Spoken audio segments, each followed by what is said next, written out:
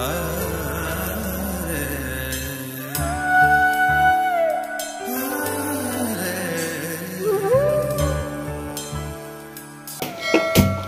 ఈరోజు శామగడ్డ టమాటా కర్రీ చేస్తున్నాను. నూనె పోసుకుందాం బాండీలో మనకు కూరకు సరిపోయినంత.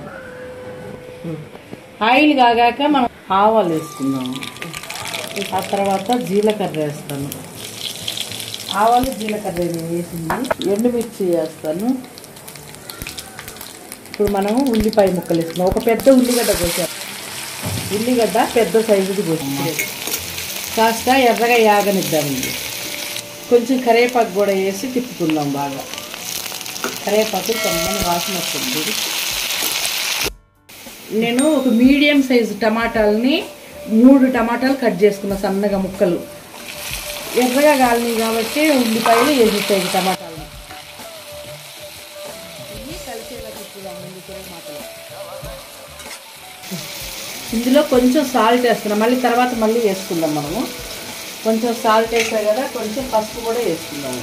కాస్త వేసా పసుపు, మళ్ళీ వేసుకుందాం. ఇప్పుడు కొంచెం అల్లం వెల్లిపాయ పేస్ట్ కూడా వేసుకుందాం. ఇది తిప్పుదాం మంచిగా. తిప్పి మెత్తగా మగ్గేదాకా మూత పెట్టుకుందామండి.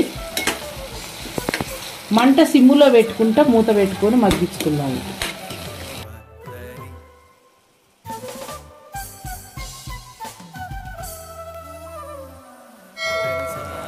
పావు కేజీకి ఎక్కువ ఉన్నాయమ్మ శామగడ్డలు. బాగా కడిగి ఉడికించి పొట్టు ఒలిసి మధ్య కట్ చేసా. పెద్దవన్నీ చిన్నవి అలాగే వేసాను. ఇప్పుడు దీన్ని ఇలా తిప్పాం కదా, కొంచెం జీలకర్ర పొడి ధనియాల పొడి వేసుకున్నాను. ఇది ధనియాల పొడి కాస్త. ఇప్పుడు కాస్త జీలకర్ర పొడి. ఇప్పుడు కొంచెం సాల్ట్, ఇందాక కొంచెమే వేసాం కదా, ఇప్పుడు మనం సరిపోయినంత సాల్ట్ కర్రీకి.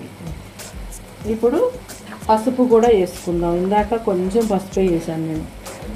పసుపు వేసాను. ఇప్పుడు కారం కూడా వేసుకుందాం మనం. కర్రీకి సరిపోయినంత కారం కూడా వేసుకుందాం మనం. ఇప్పుడు బాగా తిప్పుదాం అన్నమాట. టమాటాలు మగ్గాకే కదా వేసావు ఇది. టమాటా బాగా దగ్గరికి మగ్గిపోవాలన్నమాట, ఆయిల్ వచ్చేలా.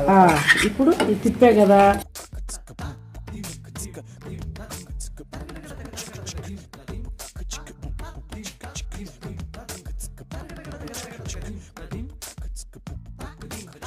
ఇప్పుడు ఇది ఇలాగ తిన్నా కూడా బాగుంటుంది, కానీ మనము దీంట్లో వాటర్ యాడ్ చేద్దాం. ఇప్పుడు ఇందాక పోయలేదు కదా అసలు. ఇప్పుడు ఈ వాటర్ యాడ్ చేసాం కదా, 1 గ్లాసులు వాటర్ అంతే. మనం కర్రీకి సరిపోయినన్ని వాటర్ వేసుకున్నాము. ఇప్పుడు ఇది తుకా ఉడికి వాటర్కి ఆయిల్ పైకి తేలేదాకా ఉడకనిద్దాం. దీన్ని ఆయిల్ పైకి తేలాలన్నమాట. ఇది దగ్గరికి. అమ్మ ఇది అయింది, చూద్దాము.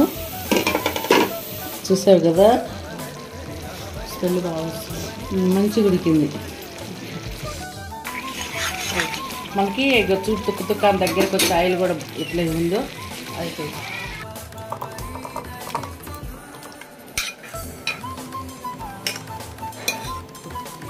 ఇది మీకు నచ్చితే లైక్ చేయండి, షేర్ చేయండి, సబ్స్క్రైబ్ చేయండి. ప్లీజ్ సబ్స్క్రైబ్ చేయండి. మీ అందరికీ థ్యాంక్ యూ అండి.